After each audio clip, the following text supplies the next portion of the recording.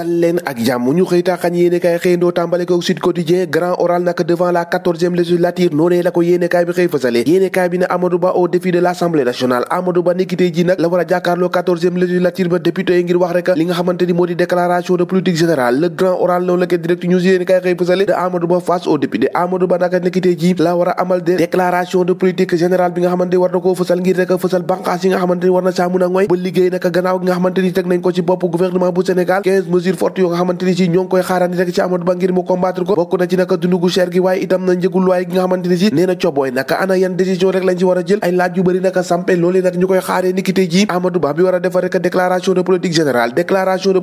boobee bés bi la jour la dikkaat nee na le premier ministre Amadou Ba face aux députés texte ak contexte nag loolee la ko yéenekaay bi xëy fësalee yéenekaay bi ne vaincre ses adversaires yi maanaam vaincre rek bu daan ay adversaire am waaye itam vaincre li nga xamante ni ci moo di le chef Abdourahmane Diouf nag la mu sàkku ci opposition rek moo di ñu amal rek ab notion de censure boo xamante ni ci dañ koy teg nag quand Mamadou Lamine Loum nag ouvrir li nga xamante ni mooy l'émergence Moustapha Niasse le DPG sans débat le discours programme de Mamadou Dia en juin de 98 nag chef de l'État chef du gouvernement duo et duel nag yéenekaay bi xëy na see dikkaat lii quotidien dikkaat ci leneen nee na see défi yi nga xamante ni ci moom mooy xaar li nga xamante ni moo di Amadou Ba bokk na ci dundu gu cher gi ñu ne déete waaye nag loyer bi ak yeneen jafe-jafe yu ko xamante ni ngal na ci askan wi yéenekaay yu bëri xëy nañ see fësal ba ñu bëri tuddee ko ni nag le grand oral de Amadou Ba face à une assemblée nationale boo xamante ni ci jamono ji daanaka booy xool ay jafe-jafe neen noo ci yem nag assemblée boo xamante ni booy xool opposition ak kuje gi nag ñi faree ci nguur gi nag daanaka ñoo tolloo doole ji kay ki ko amatul Walf Quotidien xëy na ko dikkaat Yaya Diallo socialiste français moo ngi koy xëy fësal nee na PS moom ci jamono ji nag moo ngi ci déegoo xamante ni daanaka bopp bi la tàmbalee lépp fu ndax naka ci jamono jooju Les Échos dikkaat ci leneen aveu yi nga xamante ni Cheikhou ressortissant guinéen boobu dal na koy fen moom mi faat naka ay nit foofee ca Mbour gannaaw ab braquage moom nee na naka pistolet boobu mu ngi ko jëndee 150 000 foofee ca Mbàkke ngir rek braqué li nga xamante ni ci moom it foofii ca Mbour gannaaw bi nga xamante ni defoon na ay opération yu yàgg ngir rek fexe ba amal jëf ju ñaaw joojee Le Quotidien yéen kaay déjà ci doole nee na tentative braquage foofee ca Mbour naka tir à violer naka jàppale ñaari ñoo xamante ni ñàkk nañ seen bakkan ñeent ñoo xamante ni ci amee nañ ci ay gaañu